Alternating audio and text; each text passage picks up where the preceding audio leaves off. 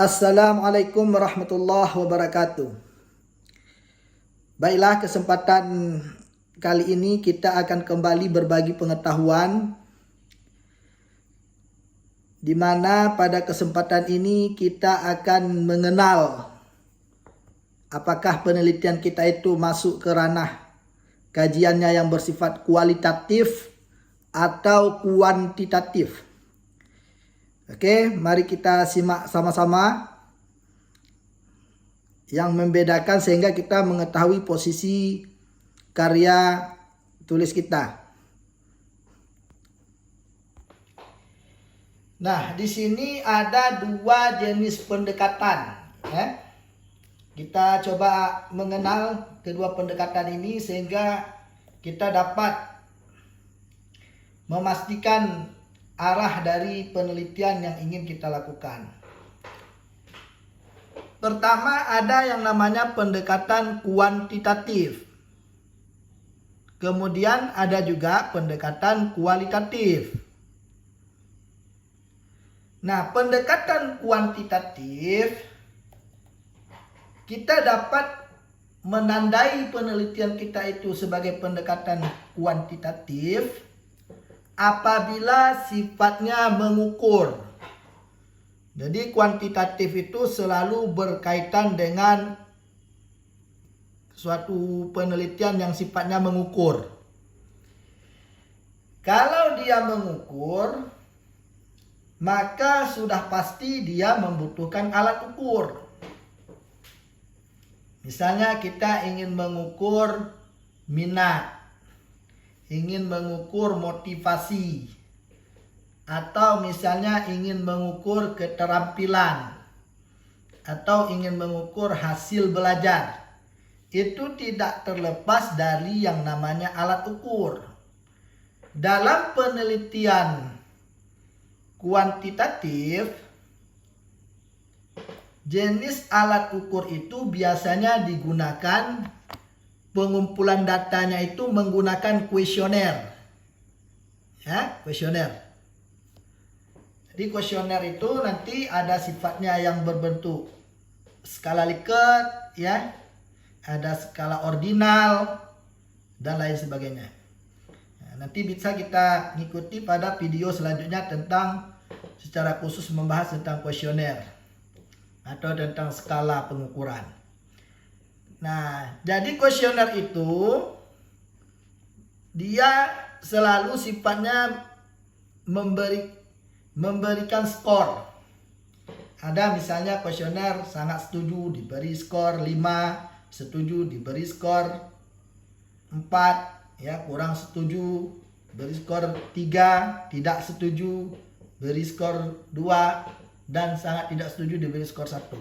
Otomatis dia menghasilkan angka-angka. Nah, kalau penelitian kita itu pengumpulan datanya menggunakan kuesioner, nah itu berarti penelitian kita itu sifatnya lebih cenderung kepada kuantitatif. Itu yang pertama. Yang kedua, bisa juga penelitian kuantitatif itu menggunakan data dokumen. Nah, data dokumentasi, Nah, dokumentasi yang dimaksud di sini itu seperti penelitian tentang laporan keuangan. Kita menggunakan data keuangan atau data BPS, data statistik, melihat pengaruh jumlah penduduk terhadap kemiskinan, itu kita menggunakan data statistik, data BPS. Nah, itu juga bisa masuk ke ranah penelitian kuantitatif. Mana contoh-contoh judul penelitian kuantitatif? Ini diantaranya, misalnya untuk pendidikan, ada judul pengaruh model pembelajaran NHT terhadap hasil belajar. Nah, kalau ada kata-kata awal dari penelitian itu pengaruh, maka dia lebih cenderung kepada penelitian itu ranahnya kuantitatif.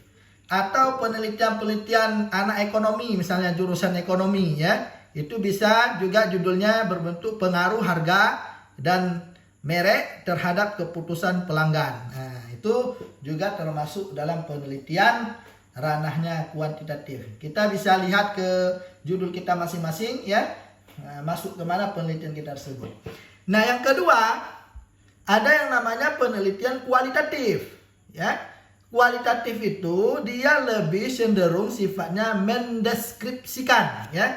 Mendeskripsikan itu artinya memaparkan atau menjelaskan, menguraikan hasil penelitian itu dalam bentuk kata-kata.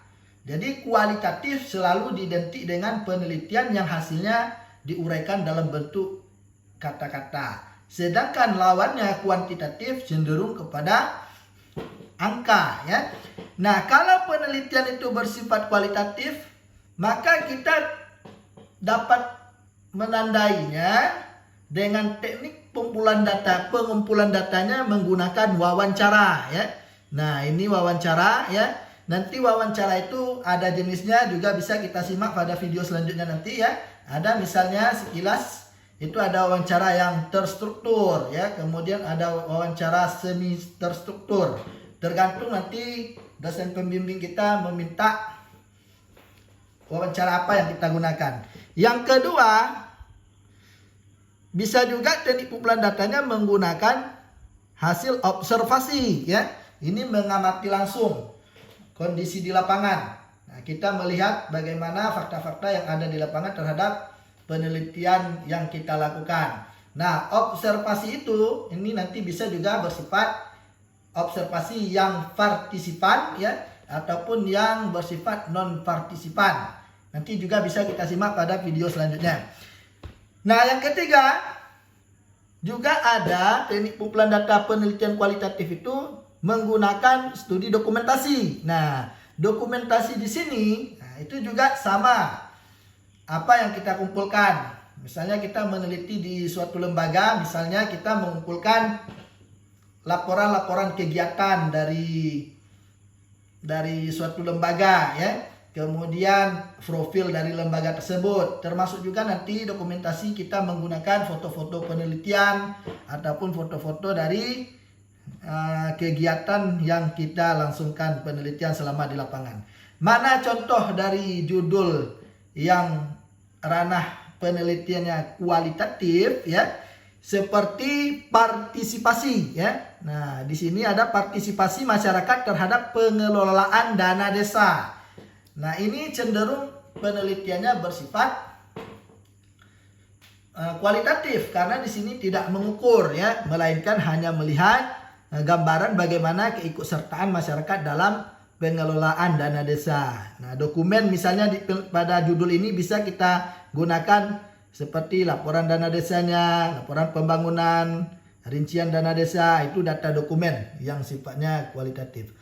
Atau judul lain bisa kita lihat seperti yang kedua, yaitu peran lembaga adat dalam menyelesaikan konflik lahan misalnya. Kita mengangkat judul tentang peran. Nah, itu juga sifatnya nanti kualitatif, di mana hasil penelitiannya itu kita dapatkan semuanya dari hasil wawancara ataupun hasil pengamatan, ya, ataupun dokumentasi.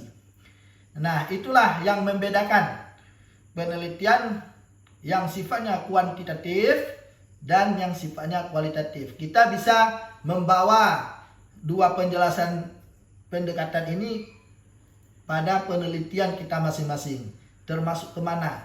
Nah, karena hal ini sering dipertanyakan baik dalam seminar ataupun sidang sarjana, ya, ataupun saat bimbingan dengan dosen pembimbing. Itu saja, ya, penjelasan kedua pendekatan tersebut. Mudah-mudahan bisa menambah pengetahuan kita sehingga kita bisa lebih memahami ranah penelitian yang kita lakukan. Saya akhiri. Assalamualaikum warahmatullahi wabarakatuh.